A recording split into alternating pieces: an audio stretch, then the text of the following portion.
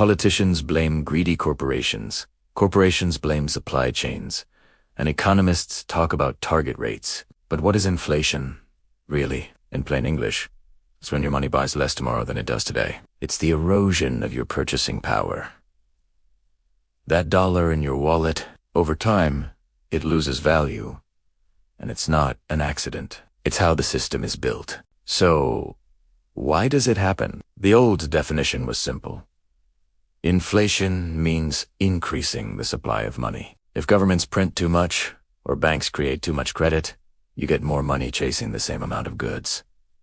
The result, each unit of money is worth less. Later, governments shifted the definition to rising consumer prices. That way, they could blame your grocery bill, not their own policies.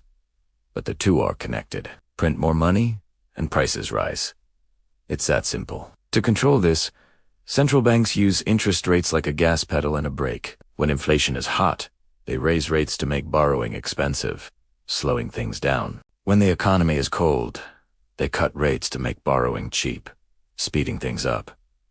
In theory, it creates balance. In reality, it means your money is constantly being managed and eroded by decisions you never voted on. In fact, central banks don't even want zero inflation. They openly target about 2% every year. Why? Because a little inflation discourages hoarding cash and makes it easier for governments to pay back their massive debts. The system is designed to make your money lose value over time, not by mistake, but by policy. History shows us how this works. In ancient Rome, emperors secretly mixed cheaper metals into their silver coins. The coins looked the same, but they were worth less. People eventually noticed. Trust evaporated, and prices soared. Fast forward to the 16th century. Spain flooded Europe with silver from the Americas. Suddenly, money was everywhere, but goods weren't. The result was the price revolution, a century of rising prices that made life harder for ordinary people. But what happens when inflation spirals out of control? Look at Weimar Germany in the 1920s.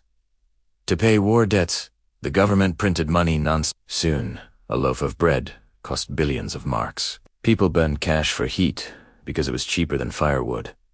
Lifelong savings were wiped out. It wasn't just an economic crisis. It was a social collapse that paved the way for extremism. This isn't just ancient history. In the 1970s, the U.S. experienced stagflation, rising prices, combined with a stagnant economy.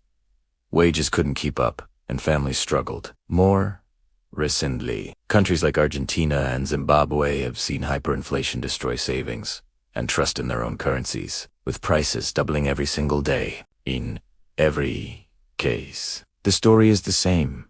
Inflation starts as a solution for the powerful to pay for a war or a deficit, ends with ordinary people paying the price. Those with assets like property or gold survive. Those with cash savings or fixed wages get crushed. Today, the system hasn't fixed inflation, it's just normalized it. That healthy 2% target means your money loses half its value in about 35 years. Your savings are slowly but surely being eroded. And who is the biggest borrower of all? Governments.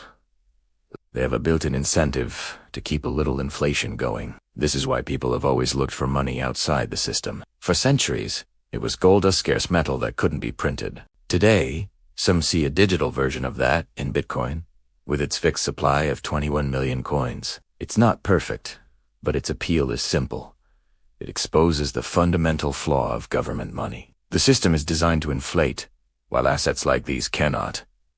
So, here's the lesson. Inflation isn't just a number on a chart. It's a transfer of wealth, engineered by those in power. It has toppled empires and scarred societies. And if you don't understand how it works, you will always be the one left paying the price. If this gave you a new perspective, hit that subscribe button. History has the answers. I'll show you where to look.